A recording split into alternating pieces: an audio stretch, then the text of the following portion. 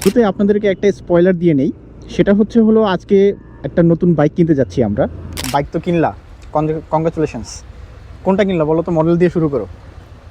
Gixxer double disc.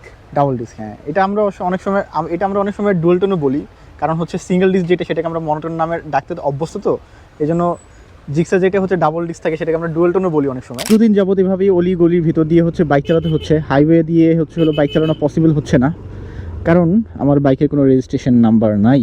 তবে দেখা যাক, ইনশাল্লাহ খুব শীঘ্রই আমার বাইকের রেজিস্ট্রেশন নাম্বার চলে আসবে। তখন এভাবে অলিগলিতে চোরের মতো আমাকে আর বাইক চালাতে হবে না। তবে সেই দিনটা আসতেও এখনও 1 সপ্তাহের উপরে বাকি। তবে দোয়া করবেন যাতে 1 সপ্তাহ পরেই আমি বাইকের রেজিস্ট্রেশন নাম্বারটা পেয়ে যাই, যাতে করে আমাকে আর হ্যাসেলটা না নিতে হয়। তারপর অনুভূতি কেমন? অনুভূতি এখন পর্যন্ত আসলে কি হচ্ছে কিছু বুঝতে পারতেছি না। অনেক দিনের একটা স্বপ্ন ছিল যে নিজের একটা বাইক হবে, তো যখন স্বপ্নটা পুরোপুরিভাবে পূরণ হইলো, তো এখনো আসলে নিজের মধ্যে হুঁশ আসতেছে না যে আসলে কি করতে চলছে। খুবই ভালো লাগতেছে। বাইকটি আমার জন্য নয়, আমার তো একটা আছেই।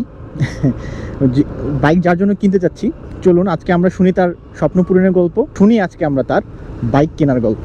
ভালো রাস্তায় আসছি, প্লাস একটু আলো দেখা যাচ্ছে রাস্তায়, তাই ক্যামেরাটা অন করলাম। আশা করি ভিডিও কোয়ালিটি মোটামুটি খারাপ আসবে না। যাই হোক, কথাটাই বেশি ইম্পর্টেন্ট, কথাগুলো আপনাদের সাথে শেয়ার করি। আলহামদুলিল্লাহ, আপনারা আমার এই ইউটিউব চ্যানেলটাতে বা ফেসবুক পেজটাতে যে কয়টা ভিডিও দেখেছেন, যে কয়টা বাইক নিয়ে ভিডিও দেখেছেন, সব কিছুই আমার নিজের টাকায় করা, নিজের হাতে গড়া।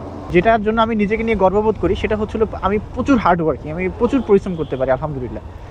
নিজের পরিশ্রমের দমে, নিজের টাকায় আমি আলহামদুলিল্লাহ এই পর্যন্ত একটা করে প্রায় 4টা বাইক আমি চেঞ্জ করে ফেলেছি।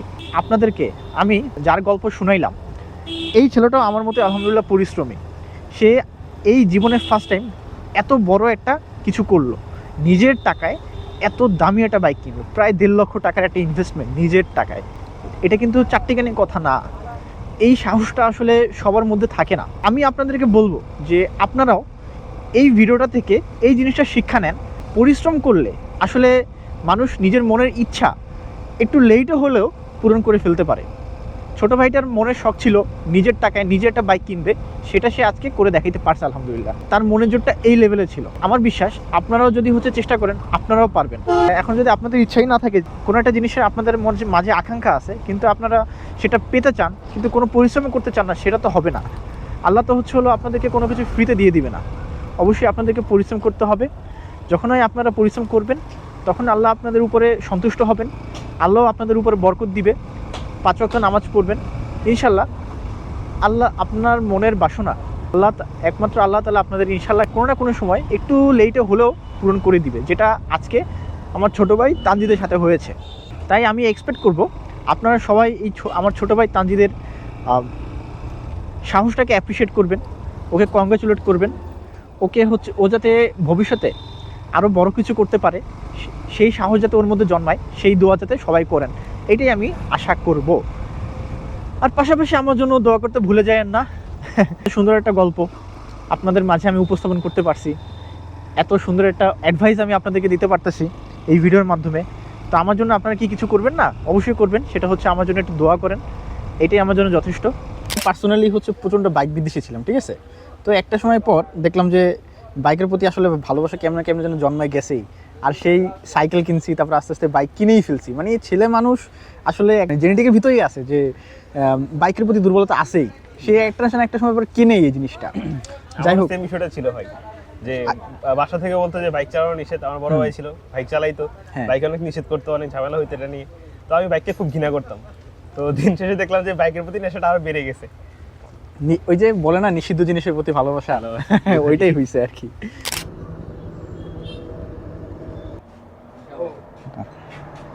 গাড়ি তো লয়ে যেতে এসে আজকে,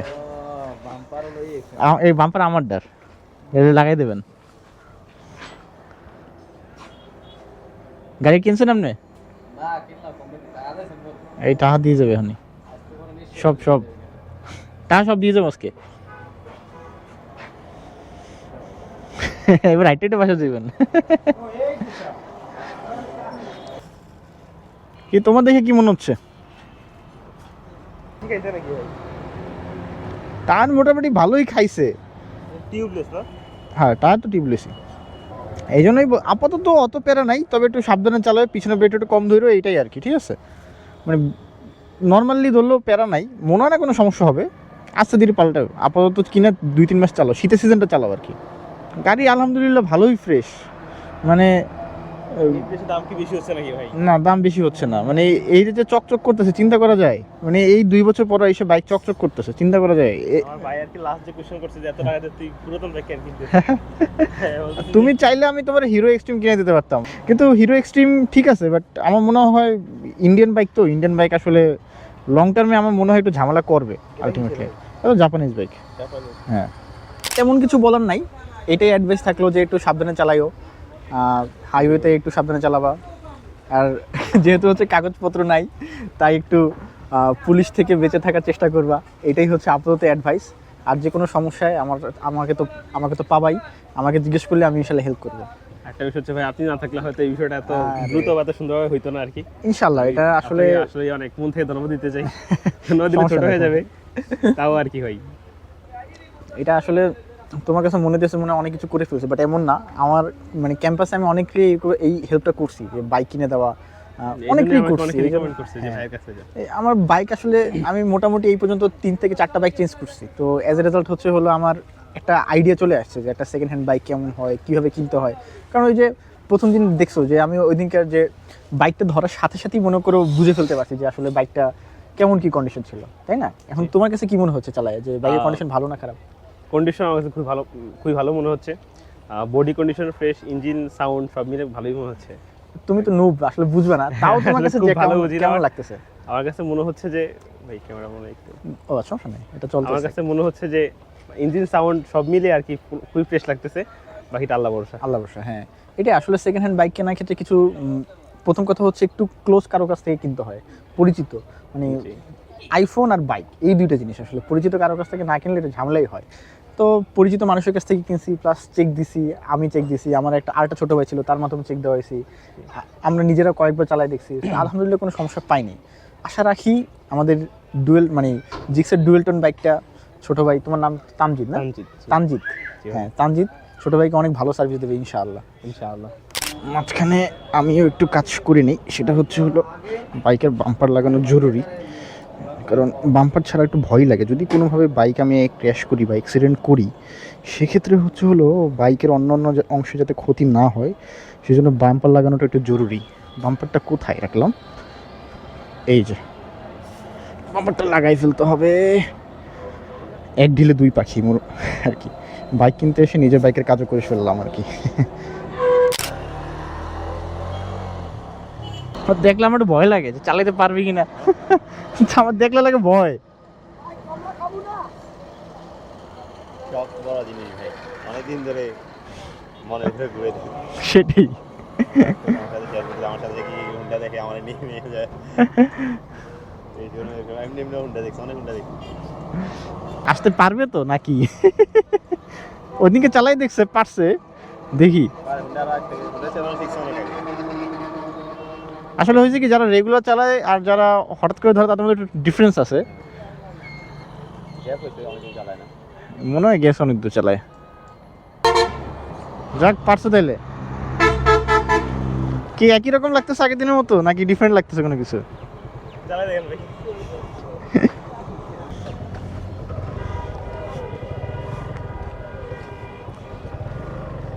আলহামদুলিল্লাহ, বেশ 2-3 বছর তো হয়ে গেল বাইক চালাইতেছি টানা। আল্লাহর রহমতে 4টা বাইক আমি চেঞ্জও করছি। তো বাইক নিয়ে আমার অভিজ্ঞতা বা বাইক নিয়ে যে বোঝার ব্যাপারটা, সেটা আমি আসলে অনেকটাই ভালো বুঝি আলহামদুলিল্লাহ। সব কিছু বুঝি বলবো না, তবে বাইকটা ভালো না খারাপ, একটা সেকেন্ড হ্যান্ড বাইক কী দেখে কিনতে হয়, কীভাবে কিনতে হয়, সেই সবগুলো আসলে একটা তৈরি হয়ে গেছে। সেই সব এক্সপিরিয়েন্স করতে করতে, মানে বাইক চালাতে কিনতে আসলে একটা এক্সপিরিয়েন্স চলে আসছে। কারণ ফার্স্ট হ্যান্ড বাইকও কিনছি, সেকেন্ড হ্যান্ড বাইকও কিনছি, সব কিছু মিলাই আসলে সব ধরনের অভিজ্ঞতা আমার হয়ে গেছে। তো আপনাদেরকে বলতেছিলাম একটা বাইক কিনতে আসছি, সেই বাইকটা হচ্ছে এইটাই, জিক্সার ডুয়েল ডিস্ক, ডুয়েলটনও বলে অনেকে, তো আমিও আপনাদেরকে ডুয়েলটনই বলবো, কারণ জিক্সারের এই মডেলটা আপনারা হয় মনোটন না হলে ডুয়েলটন এই নামেই চেনেন। আলহামদুলিল্লাহ বাইকটা বেশ স্মুথ, কোনো ইঞ্জিনে কোনো শব্দ নাই, কোনো বাজে কিছু নাই, ভালোই লাগতেছে, মজাও লাগতেছে। পাওয়ারটাও, ডেলিভারিটাও স্মুথ, সব কিছু আলহামদুলিল্লাহ ভালো। আর তেমন কোনো কাজ নাই আসলে বাইকে, এইটা হচ্ছে সবথেকে বড় কথা। এত টাকা দিয়ে একটা বাইক কিনতেছি, সাধারণত টুকটাক একটা সেকেন্ড হ্যান্ড বাইকে একটা বড় ধরনের কাজ থাকেই, একটা বড় ধরনের খরচা থাকেই, যতই আপনি সেকেন্ড হ্যান্ড কিনুন না কেন। কিন্তু মাশাল্লাহ এই সেকেন্ড হ্যান্ড এই বাইকটা সেকেন্ড হ্যান্ড হওয়া সত্ত্বেও, পুরানো হওয়া সত্ত্বেও, এই বাইকটায় আমি তেমন কোনো কাজ করানোর মতো কোনো স্কোপ পাচ্ছি না। বাহ, চালায় আছে ভাই, জিক্সার আসলে একটা অন্যরকম জিনিস। হোন্ডার ফিল, তারপর এমটির ফিল, আর এই জিনিসের ফিল অন্য জিনিস। বাহ, ব্যালেন্সও সুন্দর। তার মানে এই বাইকের অ্যাক্সিডেন্ট হিস্ট্রিও মনে হয় না আছে। যদি থাকতো বা চেসিসে যদি কোনো রকমের বড় আঘাত খাইতো তাহলে হয়তো বাইকটা ডানে বামে বা কোনো একটা দিকে টানতো, কিন্তু সেটাও নাই। ব্রেকও আলহামদুলিল্লাহ মাশাআল্লাহ ভালোটা ধরতেছে। আসলে আমি এবিএস বাইক চালাতে অভ্যস্ত, তো এই নন এবিএস বাইক চালাতে একটু ভয় লাগে আমার। পারি না এমন না, একটু ভয় লাগে আর কি। টুকটাক সমস্যা থাকতে পারে, বাট আমি কোনো কিছুই ফিল করতেছি না। মনে হচ্ছে বাইকটা একদম টিপটপ। আসলে মান্না ভাই চালায় তো নিজে, উনি নিজে চালাইতেছে, উনি নিজে একজন বাইকের মেকানিক। সো উনি বাইকটাকে আসলে ওইভাবেই রাখবে যতটা ভালোভাবে রাখা সম্ভব। সো আমিও চালাই দেখলাম, কোনো সংশয় মনে হয় না, একই রকমই আছে আলহামদুলিল্লাহ। আসলে বেশি চালায় নাই, 19,000 হ্যাঁ, বাইক আসলে প্রথম দিন ধরেই বুঝছি যে আসলে এই বাইকে কোনো সমস্যা নাই, আমি পাচ্ছি না কোনো সমস্যা আলহামদুলিল্লাহ। আমি এর হাত ছেড়েও দেখছি যে কোনো অ্যাক্সিডেন্ট হিস্টোরিও নাই বাইকের। যদি অ্যাক্সিডেন্ট থাকতো তাহলে বাইকটা ডানে বা বামে একটু টানতো, এরকম কোনো সমস্যাই পাচ্ছি না। বাইক একে রয়েছে, মানে আসলে বুঝবা না, কদিন পরে যাও এবার বুঝবা যে কি জিনিস পাইছো। আপনাদেরকে এতক্ষণ হলো মুদ্রার একটা পিঠ দেখালাম। আমার ছোটো ভাই তানজিৎ বাইক কিনলো, কত খুশির একটা ব্যাপার। নতুন নতুন বাইক, মজা করে চালাবে, এদিক সেদিক যাবে, বন্ধুদেরকে নিয়ে ঘুরবে, অনেক অনেক স্মৃতি জমাবে। হ্যাঁ, ঠিকই বলছেন, এটা মুদ্রার একটা পিঠই বটে। মুদ্রার তো অন্য একটা পিঠ তো থাকে, তাই না? বাইক কেনা যেমন আনন্দ বয়ে আনতে পারে, বাইক কেনা তেমনি কোনো একটা পরিবারের জন্য আজীবনের মতো কালো অধ্যায়ের মতো নেমে আসতে পারে। আমি বলতেছি আমার আপন শালা, আমার ছোট ভাইয়ের মতোই ফাহিম মুনাইমের কথা। ছেলেটাকে বাইক কিনতে আমি সহযোগিতা করেছিলাম, ওর সাথে অনেকগুলো প্ল্যানও ছিল। হয়তো ভাবছিলাম যে ওর লাইসেন্সটা হলে যখন ও সময় পাবে, প্লাস আমারও সময় মিলবে, তখন ধীরে সুস্থে কোথাও কাছাকাছি আগে ঘুরতে যাব, তারপর ধীরে ধীরে একটা লং ট্যুর দিব ইনশাল্লাহ। এভাবে করে করে অনেকগুলো লং ট্যুর দিব ওর সাথে, এভাবে ভাবছিলাম। কিন্তু আমার কোনো প্ল্যানই তো হলো না। পরিবারের সবাইকে কাঁদিয়ে আল্লাহর জিনিস আল্লাহর কাছে চলে গেল। খুবই আনএক্সপেক্টেড একটা মৃত্যু ছিল। এটাই ছিল আমার মুদ্রার অপর পিঠের গল্প। তাই একটা বাইক কেনা যেমন খুশির কথা, আনন্দের ব্যাপার, অনেক স্মৃতির ব্যাপার, অনেক আনন্দের ব্যাপার, তেমনি বাইক কেনার মাধ্যমে একটা পরিবারে অন্ধকারে নেমে আসতে পারে। যারাই বাইক কিনবেন, হেলমেট কিনবেন, সেফটি মেনটেন করে চালাবেন। হ্যাঁ, আপনারা মনে করতে পারেন আমার শালা হয়তো হেলমেট না থাকার কারণে মারা গেছে, বাট ব্যাপারটা এমনও না, ব্যাপারটা একদমই এমন না। আসলে ওর হায়াত ওই পর্যন্তই ছিল, মাথায় কোনো আঘাতও লাগে নাই, স্টিলও মারা গিয়েছে। তাই আসলে আল্লাহ কোথায় কার মৃত্যু লিখে রাখছে জানি না। তাও বলবো, যখনই বাইক চালাবেন খুব সাবধানে সব কিছু মেনটেন করে চালাবেন ইনশাআল্লাহ। এখন আল্লাহ মৃত্যু যার যেভাবে রাখছে তার মৃত্যু সেভাবেই হবে। এই জন্যই আজকের এই এপিসোডটার নাম ছিল মুদ্রার এপিঠ ওপিঠ। একটা বাইক কেনা মানেই যে অনেক আনন্দের সেটা না। একটা বাইক কেনার সাথে একটা পরিবারের শেষ হয়ে যাওয়ার একটা গল্প জড়িত থাকতে পারে। এরকম গল্প একটা না, এরকম গল্প হাজারটা। হতে পারে জিনিসটা সেকেন্ড হ্যান্ড, কিন্তু যে কিনেছে তার জন্য তো এটা নতুন জিনিসই, তার এক্সাইটমেন্ট আসলে অন্য লেভেলেই থাকবে। এটা আপনারা যারা নতুন বাইক কিনেন তারা হয়তো বুঝতে পারবেন। এখন আর আমার সেই এক্সাইটমেন্ট কাজ করে না, যদিও একে 4টা বাইক কিনে ফেলেছি। এখন বাইক শুধু শখের থেকেও, শখ তো আসেই, আসলে প্রয়োজনীয়তার কারণেই বাইকটা কেনা হয় আমার। এই যে নতুন বাইক কেনার যে খুশি, এটা আসলে অমূল্য। এটা এই খুশি। আর ছেলেরা জীবনে একটা পর্যায়ে গিয়ে যতই বাইক এটা থাকুক না কেন, তারা বাইকটাকে একটা সময় পরে পছন্দ করেই। এটা কেন যেন মনে হয় আমাদের ছেলেদের জিনে মিশেই আছে, বাইকের প্রতি ভালোবাসা। কিছুটা আনন্দ, কিছুটা কষ্ট, এরকম একটা ইমোশনের মাঝে এসেই আজকের ব্লগটা শেষ করতে যাচ্ছি। আশা রাখি আজকের গল্পটা আপনাদের কাছে একই সাথে যেভাবে ইন্সপায়ারিং লাগছে, ঠিক একইভাবে আপনাদের কাছে হয়তো কিছু ব্যাপার কষ্টকরও লাগতে পারে। যাই হোক, ফাহিমের জন্য আপনারা সবাই দোয়া করবেন। আপনাদের সবার কাছে দোয়া প্রার্থী, আল্লাহকে যাতে জান্নাতুল ফেরদৌস নসিব করেন। যাই হোক, আসসালামু আলাইকুম সবাইকে। আশা রাখি সবাই ভালো থাকবেন, সুস্থ থাকবেন। আজকের ব্লগ এই পর্যন্তই। আল্লাহ হাফেজ। শুধু তো বাইক কিনলেই হবে না, তবে সেফটি গিয়ার হিসেবে কিছু জিনিসপত্র তো দরকার। সেজন্যই হলো আমরা গিয়ার আপে চলে আসলাম।